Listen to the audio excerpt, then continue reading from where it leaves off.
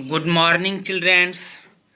तो अभी तो मिलना जुलना बंद है, लेकिन यह चैप्टर 6 का नगर व्यापारी और शिल्पी जन के बारे में कुछ बताएंगे और मिल भी रहे हैं तो वीडियो के माध्यम से। इसलिए वीडियो के माध्यम से मिल रहे हैं तो तुम लोग आसानी से इसे पढ़ोगे और समझ भी लेगा, क्योंकि पढ़ाया गया भी चैप्टर था एक बार। तो नगर, यह चैप्टर का जो नाम है नगर व्यापारी और शिल्पी जन। तो नगर व्यापारी और शिल्पी जन जो ये चैप्टर है यह बहुत ही रोचक यानी इंटरेस्टेड है। तो एक मध्ययुगीन, अब समय व्यर्थ मत करो। तो यह तुम लोग देख रहा है, यह मध्ययुगीन नगर की यात्रा पर आए कोई भी यात्री या उस नगर के बारे में कैसी आकांक्षाएं रखता होगा या रखते होंगे, यह इस बात पर निर्भर करता है कि वह नगर किस प्रकार का था, या क्या वह एक मंदिर नगर था, या एक प्रशासनिक केंद्र था, या एक वाणिज्यिक शहर था, या एक पतन नगर था, किसी अन्य प्रकार का शहर था। तो वस्तुतः हम यह कह सकते हैं कि कई नगर तो एक साथ अनेक प्रकार के थे। वे प्रशासनिक नगर तथा मंदिर नगर होने के साथ साथ वाणिज्यिक कार्यकलापों और शिल्पों उत्पादन के केंद्र भी थे। यानी कि यह नगर के जो हम बोल रहे हैं, ये नगर के कुछ टॉपिक थे, थीम थे। अब हम इसके आगे भी चलेंगे। यह यानी कि यह स्टेचू जो तुमको दिख रहा है, यह कांसा, घंटा, धातु और लुप्त मोम तकनीक का बना हुआ है। यह जो स्टेचू यानी महादेव का जो ये स्टेचू है, यानी कि महादेव का ये स्टेचू, तो यह क्या चीज़ का बना हुआ है और यह क्या चीज़ का बना हुआ है? तो यह कांसा का, घंटा धातु और लुप्त मोम तकनीक का। तो कांसा एक मिश्र धातु होती है जो तांबे और रांगे यानी कि टीन के मेल से बनती है, और घंटा धातु में रांगे का अनुपात किसी भी अन्य किस्म के कांसे से अधिक होता है, तो यह घंटे जैसी ध्वनि उत्पन्न करती है। और यह जो स्टेचू है कांस्य मूर्ति, जिसमें कृष्ण को नाग राक्षस कालिया को काबू करते दिखाया गया है। यानी कि यह जो है, यह जो हम चित्र तुमको दिखा रहे हैं, यह भगवान कृष्ण का है, यह भगवान कृष्ण का। और यह भगवान कृष्ण जो हैं कांस्य मूर्ति से बने हुए हैं, और कांस्य मूर्ति में जिसमें कृष्ण को यानी कि नाग राक्षस जो कालिया है, तो कालिया को काबू करते हुए यह मूर्ति में दिखाया गया है, यह कृष्ण का है। अब हम इसके नीचे चलेंगे तो इसके नीचे क्या क्या मिलेगा, तो यानी कि मंदिर, नगर और तीर्थ केंद्र। तो मंदिर, नगर, तीर्थ केंद्र जानने से पहले हम यह किला को देख लें। यह कौन से किला है? और यह किला हम्पी का दुर्ग का बना हुआ है। तो यह हम्पी का वास्तुकला का सौंदर्य है जो 1336 में स्थापित विजयनगर साम्राज्य का केंद्र स्थल रहा, और हम्पी के शानदार खंडहरों से पता चलता है। यह आप किला देख रहे हो तो हम्पी का शानदार खंडहर का ये पता चल रहा है। और यह खंडहर किलेबंदी उच्च कोटि की थी। किले के दीवारों के निर्माण में कहीं भी गारे, चूने जैसे किसी भी जोड़ने वाले मसाले का प्रयोग नहीं किया गया था, और शिलाखंडों को आपस में फंसाकर गूथा गया था। तो यह हम जो देख रहे हैं, यह हम्पी के अहाते की टूटी हुई दीवार से बुर्ज का दृश्य दिख रहा है। यानी कि यह दृश्य जो दिख रहा है, यह हम्पी के अहाते की टूटी हुई दीवारों से बुर्ज का दृश्य दिख रहा है। अब हम इसके नीचे चलेंगे तो इसके नीचे एक दूसरा सा नगर व्यापारी और शिल्प जन के एक हम्पी का बिदल मंदिर का पत्थर का बना रथ है। यह जो हम देख रहे हैं, यह हम्पी के बिदल मंदिर का, यह जो चित्र है हम्पी के बिदल मंदिर का पत्थर का बना रथ है। यह पत्थर का बना रथ यह बहुत ही उस जमाने का उपयोगी था, क्योंकि मंदिर सांस्कृतिक गतिविधियों के केंद्र होते थे, और देवदासियों, विरूपाक्ष यानी शिव मंदिर के अनेक स्तंभ वाले विशाल कक्षों में देव प्रतिमा राजा तथा प्रजाजनों के समक्ष नृत्य किया करती थी। यहाँ महानवमी पर्व, जो आज दक्षिण में नवरात्रि पर्व कहलाता है, उन दिनों हम्पी में एक अत्यंत महत्वपूर्ण पर्व माना जाता था और पुरातत्वविदों ने उस महानवमी मंच को खोज निकाला है, जो हम आपके सामने दिखाया है, आपके सामने पेश कर दिया। अब इसके नीचे हम चलते हैं। नगर व्यापारी और शिल्प जन के बारे में हम बता चुके हैं। तो नगर व्यापारी और शिल्प जन जो है, यानी प्रशासनिक केंद्र अगर हम लेते हैं, यानी कि राजा महाराजा कैसे कैसे काम करते थे प्रशासनिक केंद्र में, तो वर्ष में 12 महीनों बहने वाले कावेरी नदी इस सुंदर नगर के पास बहती थी और यह लोग नगर के वास्तुकार कुंजर मल्लन राजराज पेरुथ्रचलन की वास्तुकला की प्रशंसा करती थी।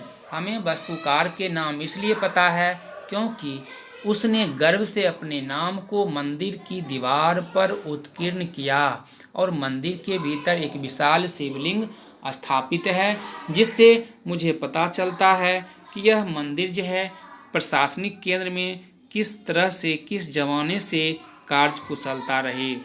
अब हम मंदिर और नगर और तीर्थ केंद्र के बारे में जानेंगे। तो मंदिर और नगर तीर्थ केंद्र, तो तीर्थ केंद्र में यहाँ कौन कौन से हैं? नहीं, तो मंदिर, नगर और तीर्थ केंद्र में कांसा, घंटा धातु और लुप्त मोम जो हम बताए हैं। तो कांसा एक मिश्र धातु होती है जो तांबे और रांगे टीन के मेल से बनती है, और घंटा धातु जो घंटा धातु है, और ये घंटा धातु जो है घंटा धातु, यह घंटा धातु में रांगे का अनुपात किसी भी अन्य किस्म के कांसे से क्या होती है? तो अधिक मानी जाती है, किसी के रंगा धातु के से अधिक मानी जाती है, और यह घंटे जैसी ध्वनि ही उत्पन्न करती है। तो यह यानी कि कांस, घंटा धातु और लुप्त तकनीकी का देन बताया गया है, और यह प्रशासनिक केंद्र में ही स्थित था।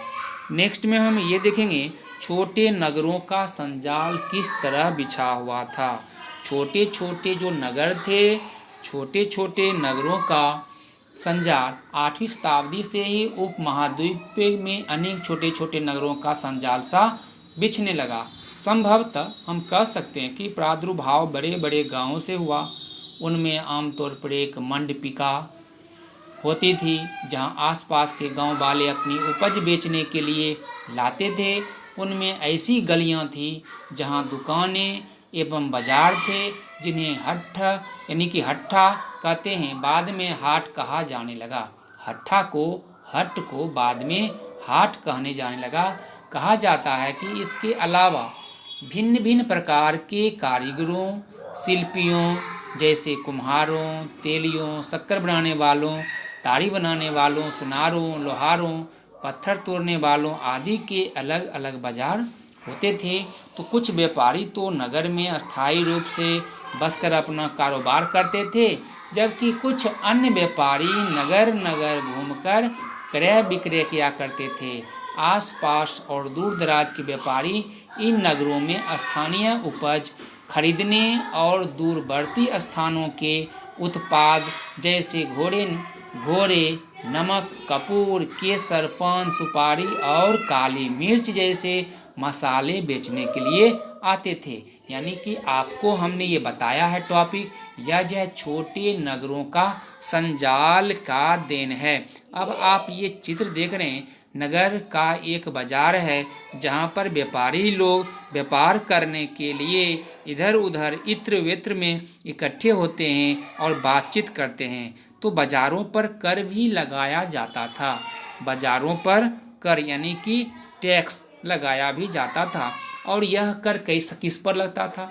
यह अभी भी कह सकते हैं कि राजस्थान से प्राप्त एक 10वीं शताब्दी के अभिलेख का सारांश है कि शक्कर और गुड़, रंग, धागा, रुई, नारियल, नमक, सुपारी, मक्खन, तिल के तेल पर कपड़े पर कर लगाए जाते थे। इसके अलावा भी व्यापारी पर धातु की चीज़ें बेचने वाले आसवकों, तेल, पशु चारे और अनाज के बारे में भी कर लगाए जाते थे। अनाज के जितने भी बोरों पर भी बेचे जाते थे, सभी पर कर लगते थे, यानी टैक्स लगते थे। तो हम आज भी बाजार पर कर लगने वाले करों के बारे में कुछ इस तरह से जानकारी हम प्राप्त करते हैं, जिसे चुंगी के नाम से भी हम जानते हैं। अब हम नीचे चलेंगे। इसके नीचे टॉपिक है बड़े और छोटे व्यापारी। तो आज भी हम जानते हैं बड़े व्यापारी हैं और छोटे व्यापारी भी हैं। जो होलसेलर होते हैं वह बड़े व्यापारी अरबपति, और जो छोटे व्यापारी होते हैं जो खरीद के दूसरे के यहाँ जाकर घर घर बेचते हैं, छोटे व्यापारी कहलाते हैं। तो इसमें हम्पी और क्या है, मछलीपट्टनम और सूरत नज़दीक से एक नज़र को हम देखते हैं तो हम्पी का जो वास्तुकला है, तो हम्पी की वास्तुकला का सौंदर्य किस तरह दिखता है और यह इम्पोर्टेंट नज़र आता है, और यह हम्पी मछलीपट्टनम और सूरत के भी एक नज़रिया है। तो हम्पी नगर कृष्णा और तुंगभद्रा नदियों की घाटी में स्थित है। यह नगर 1336 में स्थापित विजयनगर साम्राज्य का केंद्र स्थल था। हम्पी के शानदार खंडहरों से पता चलता है कि उस शहर की किलेबंदी उच्च कोटि की थी। किले की दीवार के निर्माण में कहीं भी गारे चूने जैसे किसी भी जोड़ने वाले मसाले का प्रयोग नहीं किया गया था, और शिलाखंडों को आपस में फंसाकर सिर्फ गूंथ दिया गया था। यानी कि आपस में फंसा कर सिर्फ गूंथ दिया गया था, तो भी यह वास्तुकला सौंदर्य है। और अब हम सूरत की पश्चिम की प्रवेश द्वार में चलेंगे। तो सूरत की पश्चिम द्वार जो है बहुत ही अच्छा से और शिल्पकला के रूप में फेमस कहा जाता है, क्योंकि सूरत जो है, सूरत में भी यानी कि बहुत सारे मुग़लों का या अंग्रेज़ों का काबिलियत था। तो सूरत मुग़ल काल में कई वे और कुछ समय बाद के अहमदाबाद के साथ साथ गुजरात के पश्चिमी व्यापार के वाणिज्यिक केंद्र बन गया था। सूरत और मुझ की खाड़ी से होकर पश्चिमी एशिया के साथ व्यापार करने के लिए मुख्य द्वार था। सूरत को मक्का का प्रस्थान द्वारा भी कहा जाता था, क्योंकि बहुत से हज यात्री जहाज से यहीं से रवाना होते थे। सूरत में ऐसे अनेक दुकानें थीं जो सूरत कपड़ा, थोक और फुटकर कीमतों पर बेचती थी। सूरत के वस्त्र अपने सुनहरे गोटेदार साड़ियों, गोटा किनारियों वाला यानी जरी किए हुए प्रसिद्धि हासिल किए हुए थे सूरत। और यह शहर जो था पश्चिम एशिया, अफ्रीका, यूरोप के बाजार में उपलब्ध थे। राज्य ने विश्व के सभी भागों से नगर में आने वाले लोगों की आवश्यकताओं को पूरा करने के लिए अनेक विश्राम गृह बना रखे थे। वहाँ भव्य भवन और असंख्य मनोरंजन स्थल थे, और सूरत में काठियावाड़ी सेठों तथा महाजनों की बड़ी बड़ी साहूकारी कंपनियां थीं, जिसकी वजह से उल्लेखनीय है कि सूरत से जारी की गई हुंडियों को दूर दूर तक मिस्र में काहिरा, इराक में बसरा और बेल्जियम में एंटवर्प के बाजारों में मान्यता प्राप्त थी। परंतु 17वीं शताब्दी के अंतिम वर्ष में सूरत का भी अधःपतन प्रारंभ हो गया। इसके कई कारण थे। मुगल साम्राज्य के पतन के कारण बाजार में तथा उत्पादकता की हानि हुई, और पुर्तगालियों के द्वारा समुद्री मार्गों पर नियंत्रण, और बम्बई जो वर्तमान में मुंबई कहलाती है वह प्रतिस्पर्धा, जहां 1668 में अंग्रेज ईस्ट इंडिया कंपनी ने अपना मुख्यालय स्थापित कर लिया। आज सूरत एक महत्वपूर्ण वाणिज्यिक केंद्र है। यानी कि हम इसको पश्चिम के द्वार को इस तरह से परिभाषित कर दिया। अब आप हुंडी को जाने। अभी हम हुंडी की चर्चा किए थे, तो हुंडी क्या होता है? हुंडी एक ऐसा दस्तावेज जिसमें एक व्यक्ति, हुंडी जो है एक ऐसा दस्तावेज है, यह हुंडी एक ऐसा दस्तावेज है जिसमें एक व्यक्ति द्वारा जमा कराई गई रकम दर्ज रहती है। हुंडी को कहीं अन्यत्र प्रस्तुत करके जमा की गई राशि प्राप्त की जा सकती है। अगर आपके पास हुंडी है किसी दूसरे शहर में जाते हैं, हुंडी दे दें, आपको जितना हुंडी में रकम लिखा हुआ है, पैसा लिखा हुआ है, उतना आपको पैसा मिल जाएगा।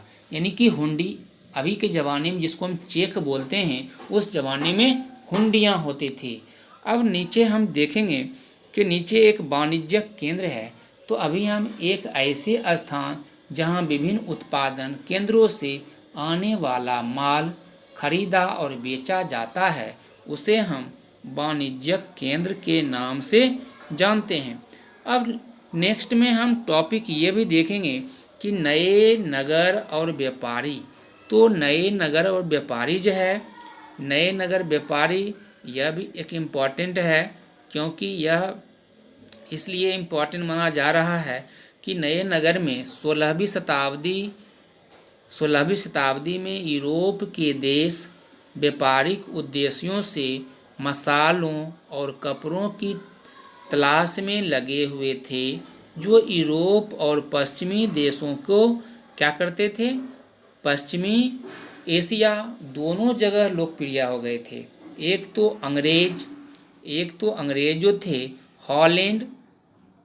हॉलैंड में, और दूसरे हॉलैंड वासियों को और फ्रांसीसियों को, नहीं हॉलैंड वासियों फ्रांसीसियों ने पूर्व में अपनी वाणिज्यिक गतिविधि का विस्तार कर दिया, अपनी ईस्ट इंडिया कंपनी बनाई। प्रारंभ में तो मुल्ला अब्दुल गफूर और बिरजी बोरा जैसे कुछ बड़े भारतीय व्यापारियों ने, जिनके पास बड़ी संख्या में जहाज़ें थे, उनका मुकाबला किया, किंतु यूरोपीय कंपनी ने समुद्री व्यापार पर अपना नियंत्रण स्थापित करने के लिए नौशक्ति का प्रयोग किया था। तो नौशक्ति का प्रयोग किया और भारतीय व्यापारियों को अपने एजेंट के रूप में कार्य करने के लिए क्या किया, तो मजबूर कर दिया। यानी भारतीय व्यापारी जो थे उसको कार्य करने के लिए, भारतीय व्यापारियों को एजेंट के रूप में कार्य करने के लिए मजबूर किया। अंततः अंग्रेज महाद्वीप में सर्वाधिक सफल और वाणिज्यिक राजनीतिक शक्ति के रूप में उभरकर क्या हो गए, स्थापित हो गए। तो इस तरह से हम कह सकते हैं यह जो केंद्र था वाणिज्यिक एवं राजनीतिक केंद्र शक्ति के रूप में उभरकर स्थापित हो गए थे। तो इस तरह से स्थापित होने के वजह से वह धीरे धीरे जो बिरजी बोरा जैसे बड़े बड़े व्यापारी लोग थे, उनको भी इंडिया में मात दे दिया। बिरजी बोरा और भी डोडो मेनन और एनटी सावरकर जैसे लोग यहाँ बड़े बड़े व्यापारी व्यापार करते थे, उनके सारे को क्या किया, यानी कि नष्ट कर दिया, तहस नहस कर दिया और खात्मा कर दिया। अब हम नेक्स्ट में ये देख रहे हैं, यानी कि यह जो व्यापारियों का क्या है, नगर व्यापारी प्रारंभिक 19वीं शताब्दी में बम्बई की एक सड़क है। प्रारंभिक 19वीं शताब्दी में यह बम्बई की एक सड़क जो दिख रहा है, तो यह बम्बई की एक सड़क पर क्या है, व्यापारी लोग क्या करते हैं, यानी व्यापार करते हैं। जैसे 18वीं शताब्दी में बम्बई, यानी जो मुंबई कहते हैं, कलकत्ता और मद्रास नगरों को उदय हो चुका था। आज प्रमुख महानगर है। शिल्प और वाणिज्य में बड़े बड़े परिवर्तन आए जब बुनकर जैसे कारीगर तथा सौदागर यूरोपीय कंपनियों द्वारा इन नए का नगरों में स्थापित ब्लैक टाउन्स में स्थानांतरण हो गए। तो ब्लैक यानी देसी व्यापारियों और शिल्पकारों को इन ब्लैक टाउन्स में सीमित कर दिया गया, जबकि गोरे शासकों ने मद्रास में फोर्ट सेंट जॉर्ज और कलकत्ता में फोर्ट सेंट विलियम की शानदार कोठियों में अपने आवास बनाए। तो 18वीं शताब्दी में शिल्प कलाओं वाणिज्य की कहानी हम यह अच्छा से जाने, जो नगर व्यापारी और शिल्पजन अच्छे से काम किया करते थे। तो आप लोगों को आज की जो टॉपिक है बस इतना ही वीडियो में दे दिया। जय हिंद, जय भारत।